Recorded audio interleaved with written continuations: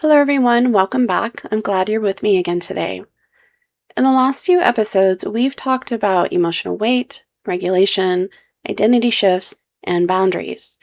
Today we're going yet deeper again into the part of you that shapes every moment of your work, your nervous system. Before your mind interprets a story, before your training kicks in, before you choose an intervention, your nervous system has already responded. It's already scanned for danger. It's already attuned to your client's tone. It's already shifted your breath, your posture, your facial expression. Helpers don't just listen with their ears. They listen with their whole body. They listen with their fascia, their vagus nerve, their interoception, their heartbeat.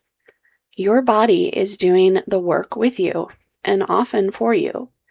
This episode is about understanding that biology, so you can stop interpreting your fatigue, your overwhelm, or your sensitivity as a personal failure. What you're experiencing is a normal physiological response to chronic emotional labor. So let's slow down today and explore the biology underneath this. People who choose helping professions often have nervous systems that are naturally more sensitive and attuned. This isn't accidental, it's part of your wiring. From a neuroscience perspective, helpers tend to have highly active mirror neuron systems, which allow you to feel what others feel. We helpers also have strong interoception awareness, that ability to sense subtle shifts inside our own bodies, and enhance social engagement circuitry, especially in the ventral vagal system. And lastly, we also have deep relational pattern recognition, noticing micro expressions and emotional nuance. This sensitivity is not fragility, it's relational intelligence. But there's a deeper truth behind this. Your nervous system doesn't just notice these cues, it responds to them. When someone sitting across from you becomes anxious, your sympathetic system increases vigilance. When someone becomes sad, your ventral vagal system softens. When someone becomes angry, your amygdala prepares for rupture. Your body reacts as if the emotional environment belongs to you rather than to your client. This is attunement, the biological foundation of empathy, and attunement does have a cost. So before we explore this a little bit further, I want you to take a moment and bring to mind a session that maybe felt more draining than normal. Maybe it was a client experiencing crisis during your session, or they had a breakdown, or they became really despondent. Maybe it was someone coming to you experiencing a crisis, and it didn't just happen in session, but they were already highly distressed and maybe even experiencing some suicidal ideation. Now think on that session and what you were experiencing while it was going on. What were you experiencing after that session occurred? What were you telling yourself about that session, or maybe even about yourself as a professional?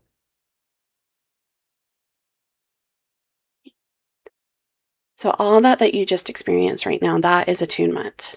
How you felt after that session, what you said to yourself, what your body went through, that is the cost of it. So let's move forward now and name what your body is actually doing every single session. Your nervous system has basically 3 jobs at once, even when you're not aware of it while you are meeting with your clients in each of those sessions. The first one is co-regulation. Co-regulation is not metaphorical. It's measurable. Your breath synchronizes with your clients. Your vagus nerve responds to their facial expressions. Your heart rate variability shifts to help them settle. You become the biological anchor during that session. So think about that. Think about in that session that you just imagined. In what ways were you becoming your client's anchor?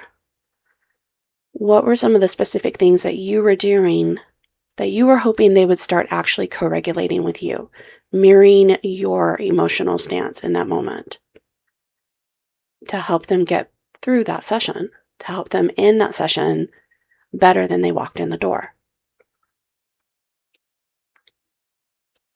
This is energy-intensive work, even when it feels automatic. The second job that our nervous systems are doing is containment. Containment is that internal structure you create to hold emotional intensity. Containment is your prefrontal cortex staying online while your clients may be offline. It's your body absorbing activation without collapsing or escalating. It's your system buffering their dysregulation. Containment is invisible, but it is extremely effortful. The third job that we do in every session is tracking. Tracking is your nervous system's constant scanning. Are they dissociating? Are they escalating? Are they shutting down? Are they safe? Are they connected? This is your amygdala, insula, and prefrontal cortex working in concert with each other, a full body radar system that never turns off during a session. When you understand these three jobs that you're going through every single day, every single session, your exhaustion makes perfect logical sense. So I want you to take a moment now and think back to that session again. And I want you to step outside of it, truly be an observer of the moment, like you're watching a movie. And picture yourself actually doing these jobs during that session. And as you're observing it, knowing you are going through these three jobs at the same time as your client was struggling, does it make more sense how that session ended for you?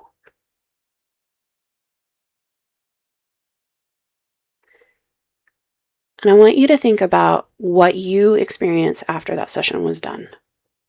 Emotionally, physically, mentally.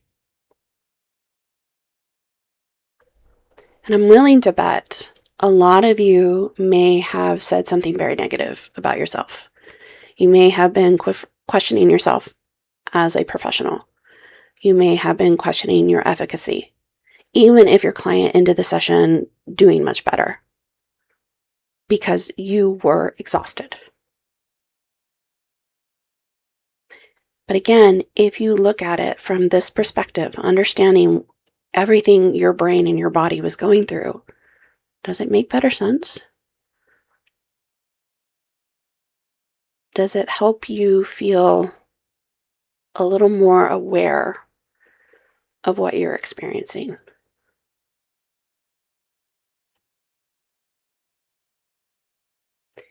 Right, so with all that in mind, let's talk now about what happens when your system does this all day.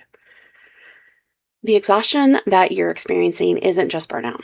It's nervous system depletion, a state where your system has been operating at high relational output for too long. Think of your nervous system like a battery. Every session drains it a little more. Every crisis drains it even more. Every moment of emotional intensity drains it further. Over time, the battery doesn't fully recharge between sessions. This can lead to symptoms like irritability, emotional flatness, difficulty concentrating, sensory overload, compassion fatigue, feeling out of touch, needing more quiet, needing more recovery time, and even where small tasks that you do throughout your day feel disproportionately hard. These symptoms, though, are not moral or professional failings. They are physiological signals that your system has been carrying too much for too long. Your nervous system is doing double duty every single session, regulating your internal world while supporting someone else's. Now let's name some patterns that show up when your system is overloaded. Most helpers cycle through 4 predictable patterns. These patterns, again, are not signs of dysfunction. They're signs of chronic co-regulation. The first one is hyperattunement. Your system becomes highly alert to emotional shifts. This is your amygdala and insula scanning for microchanges. It's adaptive, but it's exhausting. Over-responsibility is another pattern. Your system interprets someone else's distress as something you must fix or manage. This isn't a cognitive belief or cognitive distortion. It's a physiological reflex rooted in early attachment patterns and ventral vagal overactivation. The third pattern is emotional carryover. You leave sessions with residue, tension, heaviness, worry, or a sense of unfinished emotional business. This is your mirror neuron system still firing after the session ends. And lastly, there's post-session collapse. When the day ends, your system finally drops. Your sympathetic activation releases. Your dorsal vagal system may even take over. You may feel exhausted, numb, irritable, or overstimulated. This collapse, though, is not a weakness. It's your system coming down from hours of vigilance. All right, so that was a lot of information and a lot of neuroscience tied into it.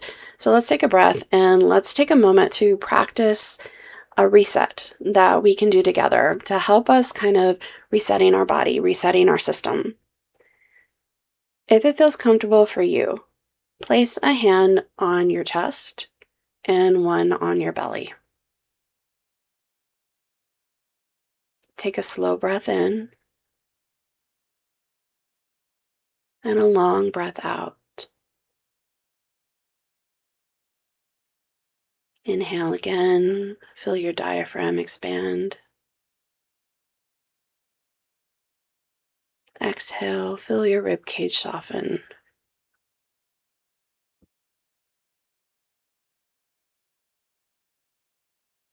Now imagine a small circle around your body, about arm's length in all directions. The circle can look whatever it needs to for you. Perhaps it's a certain color. Perhaps it's lighted. Maybe it's a certain weight or material. This circle is your boundary, your space, your nervous system. Say to yourself, this is my space. This is my body. This is my nervous system. Let's take a breath again. Roll your shoulders back. Let your jaw soften. Let your belly expand naturally with your breath. And say to yourself, I release what is not mine.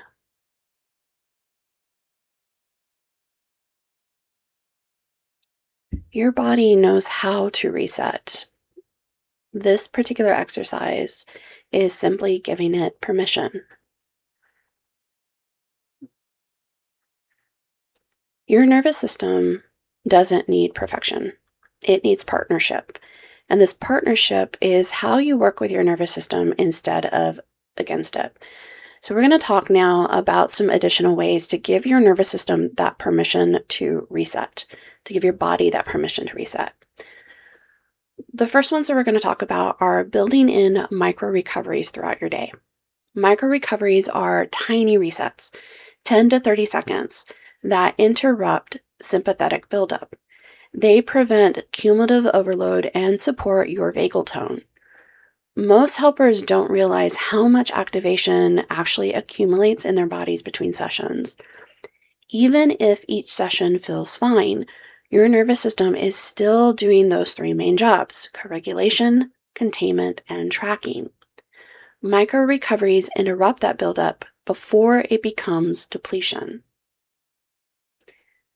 Here are some actual examples of micro-recoveries you can use between sessions. The first one is the doorway reset. You finish a session, walk into the hallway, and pause at the door frame. You place one hand on the frame, inhale slowly, and exhale longer than your inhale. You let your shoulders drop 1 degree and say to yourself internally, that session is complete. 10 seconds, your vagus nerve gets a reset. And you can do this as you're walking your client out, or even as you are walking back into your office after you've completed a session. Example 2, the window gaze. So if you are lucky enough to be in an office with a window, which I am not, sit at your desk and turn your head towards the window. And let your eyes rest on something far away. A tree, a cloud, a building.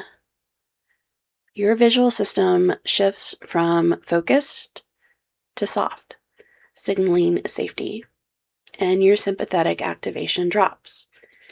If you don't have a window in your office, you can do this as well by having that visual system shift. So maybe you have a picture on your computer screen that is very relaxing, very calming.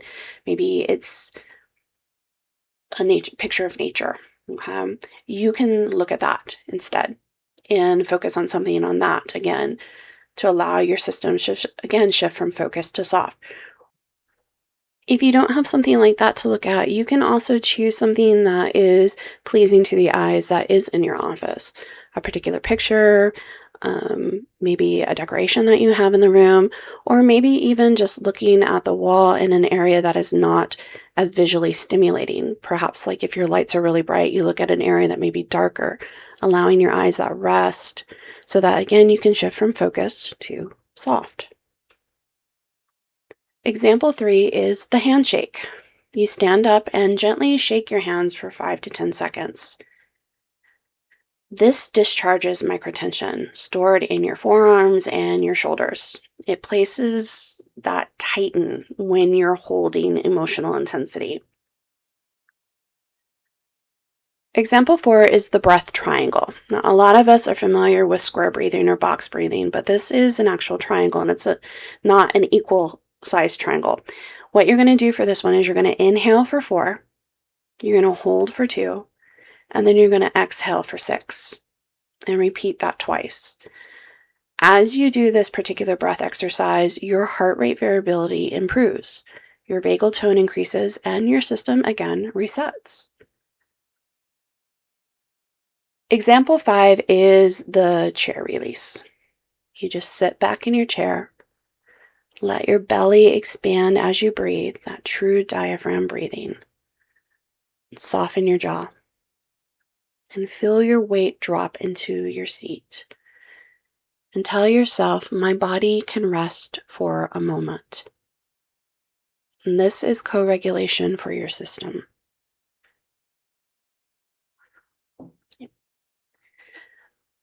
Next, we're going to look at how to honor your sensory limits. Your sensory system is a part of your nervous system. When it's overwhelmed, your emotional capacity drops. Reducing sensory input is not avoidance, it's regulation. Helpers often override their sensory needs because they're focused on the client. But sensory overload is often one of the fastest ways to push a nervous system into depletion. Here are some examples of honoring your sensory limits in clinical practice. Example 1 is just a simple light adjustment. You finish a session and you notice your eyes feel strained. Instead of pushing through, you dim the lights for 5 minutes. Your visual system again gets a break, and your vagus nerve gets a signal of safety. Now, let's say you can't dim the lights for whatever reason. You can do this even by just placing your hands over your eyes and just gently cupping them. Not putting pressure on it, but cupping them, allowing your eyes to close, and again, getting that signal of safety. Example 2 of honoring sensory limits is the noise boundary. You close your office door between sessions, not because you need privacy, but because the hallway chatter is overstimulating your auditory system. Your brain gets fewer inputs to process, and your emotional bandwidth increases. I'm one that I have to do this a lot during the day, because my office is kind of like, I don't know, it's like the main place everybody wants to be, mainly because all of our administration works there. Myself and our directors work there as well. So staff are coming in and out all day long, and it is very overwhelming for me, especially when I need to focus. So sometimes it may be looking like I'm a little antisocial, but I have to keep my office door closed in order to not get overstimulated. Example 3 is the silence minute. You turn off music, white noise, or any kind of background sound for 1 minute. Your system recalibrates. Your prefrontal cortex gets a moment of quiet. And example 4 is the visual declutter. Turn your chair away from your desk so you're not staring at paperwork, sticky notes, or screens. Your visual field becomes simpler, and your nervous system stops tracking unnecessary stimuli. Example 5 is the texture shift. You place a soft blanket, a smooth stone, or some sort of grounding object on your lap, or hold it in your hand. Your tactile system gets a soothing input. Your body shifts towards ventral vagal regulation. Sensory boundaries are not indulgent, they are biological care. Now let's look at how we can let our body lead. Your body communicates through sensation. If it says slow down, pause, drink water, stretch, or take a break, that's not an inconvenience, that's intelligence. Helpers often override their bodies because they're trained to prioritize others. I joke sometimes when I'm talking about what bathroom breaks do we actually get, but it's true, right? Sometimes we even hold ourselves from going to the bathroom simply to stay on our schedule. But your body is constantly giving you signals, those micro cues that tell you what it needs to stay regulated. So let's take a look now at some real examples of letting your body lead during your workday. Example 1 is the water cue. You notice your mouth feels dry. Instead of ignoring it, take a sip of water. Your interoceptive system registers nourishment, and your vagus nerve softens. And I'm telling you right now, as a clinical supervisor, clinical director, I'm giving you permission to drink water in front of your clients, right? They oftentimes will have bottles of water or something to drink with them. You can drink too. There's nothing wrong with that. I don't care what your training says. This is part of co-regulation. This is part of mirroring and modeling healthy boundaries to your members. If your body says take a drink of water, take a drink of water. Example 2 is the pace shift. You feel your chest tighten slightly before a session. Your body is telling you to slow down. So you walk to your office more slowly. You breathe more intentionally. And you let your system settle before you even enter the room with your client. Example 3 is the stretch moment. Your shoulders feel heavy, especially after a session working around trauma. You stand up, you stretch your arms overhead for 10 seconds. Your fascia releases, your sympathetic activation drops. Our next example is the break boundary. You notice your brain feels foggy. Instead of pushing through paperwork, you take a 2-minute pause. You step outside, you breathe, and you allow your prefrontal cortex to come back online. Example 5 is the posture correction. You realize you're sitting in a collapsed position. Your body is signaling depletion. So you gently lift your ribs, you soften your belly, and you let your spine lengthen. Your nervous system now shifts from collapse to support. And our last example in this particular section is the emotional signal. You feel your irritation rising. Instead of judging it, you interpret it as a cue. My system is overloaded. I need a rest. Take 20 seconds to breathe, stretch, or step away. Your body recalibrates. Your body is not interrupting you. It's guiding you.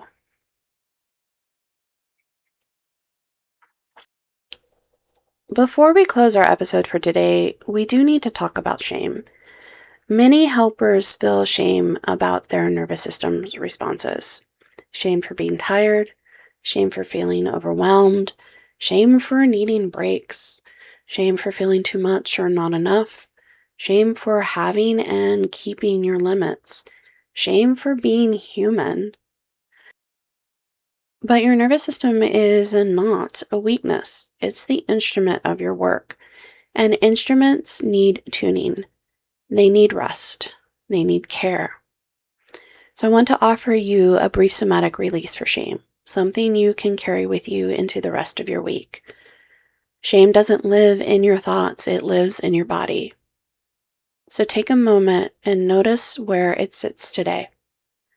You probably felt it earlier when we were thinking about that one particular session that caused you a lot of distress afterwards.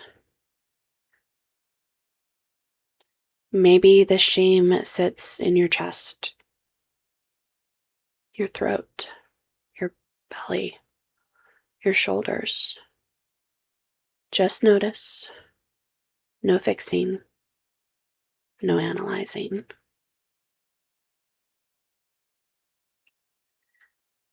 If it feels comfortable for you to do so, place one hand gently over that area. And let your other hand rest somewhere that feels steady and grounding. Take a slow breath in and a long breath out. Let us roll our shoulders again back just 1 inch. Bring them all down and away from our ears where they're tightened. Let your belly soften. Let your jaw unclench.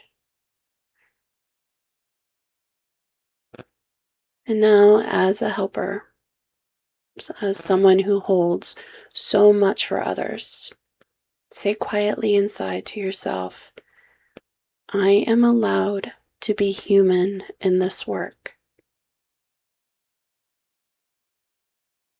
I am allowed to have limits. I am allowed to rest. I do not have to carry everything. There is nothing wrong with me.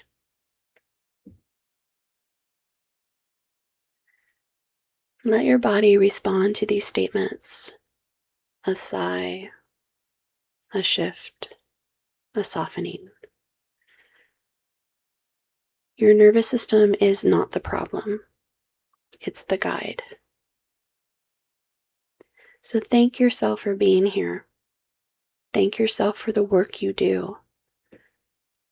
And thank yourself for letting your body be part of your healing.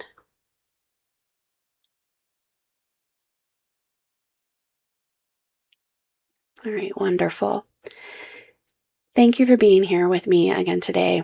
And as you move back into your day, remember, your nervous system is not working against you. It's working for you. It's trying to protect you. It's trying to guide you. It's trying to keep you connected to yourself. Your body is your wisdom. Your sensitivity is your strength. Your attunement is your gift. And you are not alone.